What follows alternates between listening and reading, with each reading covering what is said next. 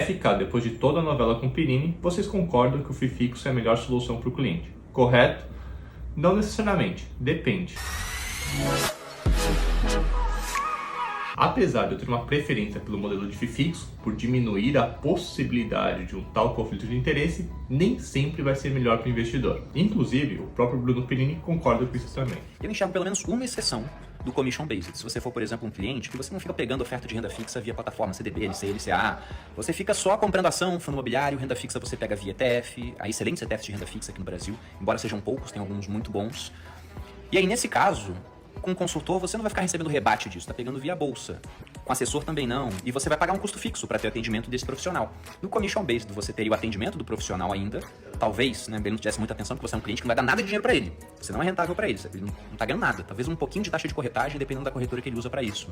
Mas aí, tende a ser mais barato o Commission Based para esse perfil de cliente. Eu só discordo de um pequeno ponto que ele comenta que para os investidores que aplicam diretamente na renda fixa, o melhor modelo é o FII fixo e não o de comissão. Porque isso depende muito do FII fixo que você paga. Se esse percentual do FII fixo é maior do que o spread, a diferença que o assessor, consultor te manda na taxa do FII fixo comparado com o de comissão, o que adianta você aumentar 0,2, 0,3, 0,4 até 0,5% ao ano na taxa de renda fixa, sendo que o fulano de tal te cobra na consultoria ou na assessoria um FII fixo de 1% ao ano. E isso, por exemplo, não foi citado aqui. Uma taxa por aquilo que vendia. Colocou muito título IPCA+, com vencimento em 2045 na carteira dele. E aí esse cliente estava sofrendo na marcação ao mercado, mas o problema principal nem era esse. Quando você olhava a taxa que esse camarada tinha nesse título, ela era muito mais baixa do que a taxa oferecida no dia que ele comprou. Digamos que a taxa no dia era IPCA mais 6,5, se ele pegasse sozinho no programa do Tesouro, mas o assessor passou para ele com uma taxa de IPCA mais 6. Ou seja, tirou 0,5% de um negócio que vai vencer só daqui a 22 anos. Aquela foi a comissão que ele cobrou por ter feito um negócio que você faz tranquilamente sozinho, o que era Commission Based. E outra, tá? Para entender de fato esse exemplo, é importante responder algumas perguntas aí. Qual foi o motivo de ter escolhido esse prazo X? Saiba que muitas vezes os vencimentos dos ativos do Tesouro Direto são diferentes dos títulos do mercado secundário. Então, não é só o investidor ir lá sozinho que ele vai conseguir uma melhor taxa. Pessoal, só foi verificar se tem o mesmo prazo tanto no Tesouro Direto quanto no mercado secundário, e de fato tem. Então esse meu argumento aqui pode ignorar. No entanto, são títulos diferentes, tá? Um é NTNB principal, que não paga aquele cupom semestral, e outro paga. Então são títulos para perfis diferentes. Então você entende o papel do assessor, do consultor, seja quem for, para ajudar o investidor, para explicar exatamente isso. Não é simplesmente chegar e aplicar no outro, sendo que é um outro ativo com outras características. Não é porque o investidor consegue investir diretamente no ativo X, Y, Z sem o assessor que ele não precisa dele. O ponto principal não é fazer o operacional, e sim explicar cada investimento, seus riscos e acompanhar nessa jornada toda.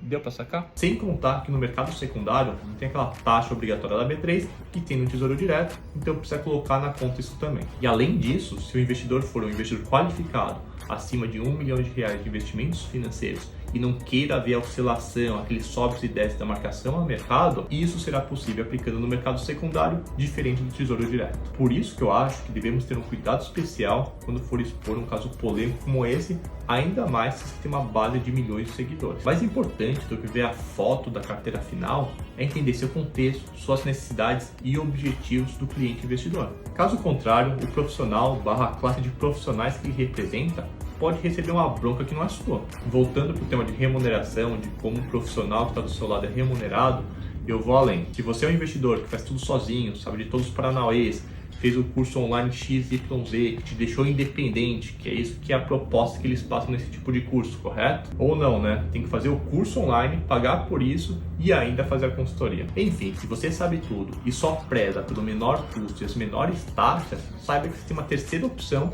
que tem corretoras que te dão um comissionamento de volta, que nem no FII fixo, só que não tem o custo do FII fixo. Se você só pensa em custo, fica a dica aí. Eu não vou citar os nomes aqui para não fazer propaganda gratuita, mas é só dar um Google. Isso ninguém te conta, né? Claro que o atendimento e a experiência não vão ser lá aquelas mil maravilhas, e às vezes o barato pode ser caro, ainda mais se você tem um patrimônio relevante, em que o foco não tem que ser no custo, mas sim na organização do seu patrimônio, focando no asset allocation, buscando benefícios tributários, sucessórios, questões de proteções, etc. Então veja que não tem um modelo melhor ou pior, depende muito de cada caso. E na minha opinião, acho super importante o investidor saber de todas as opções e ter a liberdade de escolha entre elas. E só para fechar, sendo bastante sincero, muito mais importante de qual modelo de remuneração você vai escolher, se você vai investir com assessor, gerente, consultor, via banco A, corretora X, Y, Z, hoje em dia produto é commodity, também vai ser via empresa do Zezinho, do primo XPTO, etc. Mais importante que tudo isso que eu falei é você escolher muito bem